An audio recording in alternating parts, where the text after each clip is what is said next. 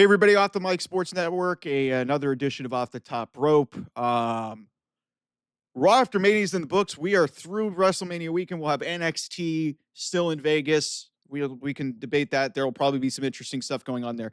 But we need to talk about this Raw After Mania. Raw After Mania is usually considered like, one of the craziest, unpredictable shows of the entire year outside of WrestleMania because like there's usually NXT call-ups, there's returns, storylines start getting set the stage for the next calendar year. A lot of interesting things can go about. So, big picture, I just want to talk about this show. This was the best Raw After Mania, maybe ever, because so much happened on this show, and it was a crowd pleaser, and it was just every almost everything on the show, even some of the weird notes, with Becky Lynch and Lyra Valkyria having a one-day title reign. Still, big time moment. Becky turns heel, and now we advance the story. The women shined through a large chunk of this show.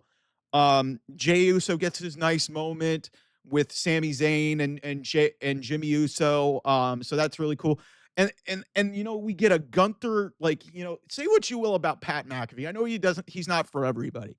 But that was a really good and different kind of angle that he had, getting attacked by Gunther. And then Michael Cole selling it, saying, hey, we're commentators. We shouldn't be in the line of fire, and posing it to Adam Pearce. Like, that was an element of reality.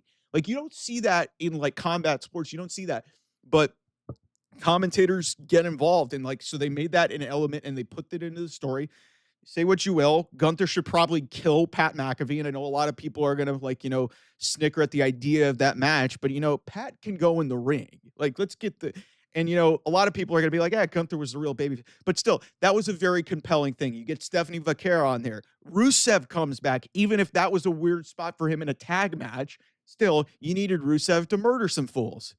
Dirty Dom retains the Intercontinental Championship, and basically was what was the main event match against Penta, due to a returning JD McDonough, which was very good. Good to see JD back. He had a really significant injury when they lost the championships. And then, the closing angle was really compelling. Like, Seth Rollins doesn't even really cut a promo, and Paul, they don't even get a chance to explain it. Punk comes out, they get into a fight. And, it looks like Seth and they're going to go off the air, and Roman, who I did not expect to see, shows up, and Roman gets the upper hand on Seth. Superman punches Heyman, looks like he's going to spear him, and then Braun Breaker joins this alliance now. Where the fuck was this last night? Where the fuck was this on Sunday? That is how you beginning, middle, and end do to a show. This was about as complete of an episode as you're going to find of pro wrestling television. It's one of the best Raws in a long, at least from start to finish, that I've ever seen. It's probably one of the best Raw After Mania since COVID, at least. I would maybe go as far back as, maybe 2018.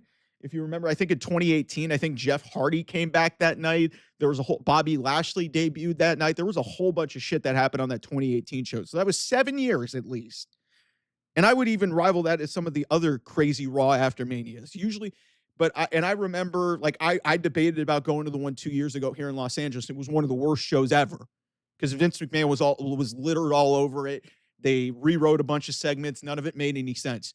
But you had a compelling thing to start with John Cena.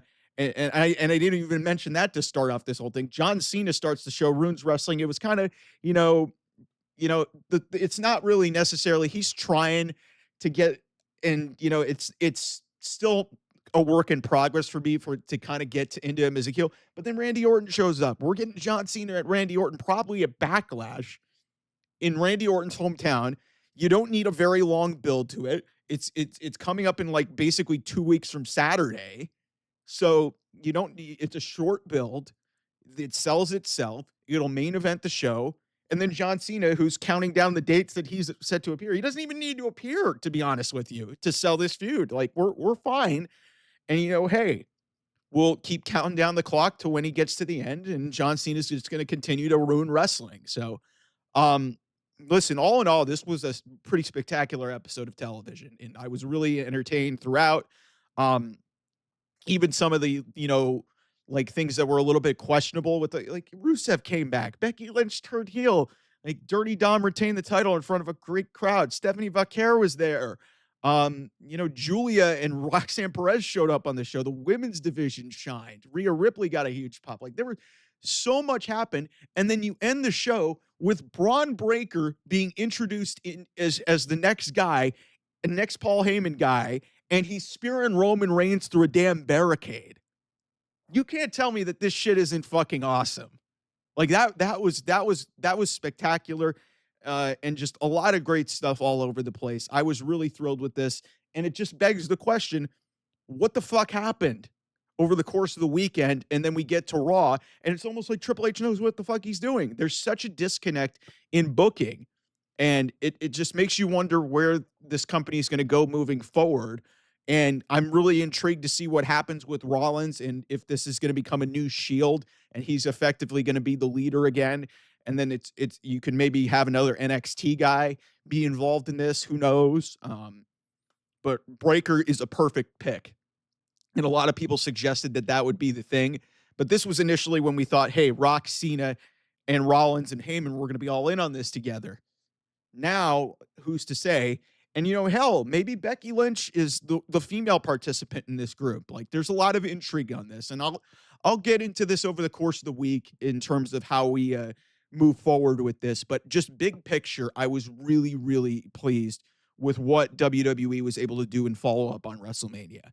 And in large chunk, it might have been better than WrestleMania.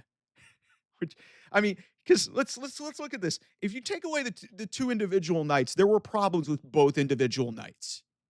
But if you may have shrunk down some of the filler matches and did this as a one-night show, this might have been a decent WrestleMania. But you put the 2 nights of WrestleMania by themselves, isolate them, and you put them up against Stand and Deliver and this Raw. Stand and Deliver and Raw beat it. That's just the reality. This was, in terms of WrestleManias, this was one of the middling or lower tiered WrestleManias. It's something about Las Vegas that maybe they just don't know how to run it. They did a documentary, and 32 years later, they had a flat ending, had some mid matches on Saturday, a great Saturday main event, and some good match and some great matches throughout. But, it wasn't perfect.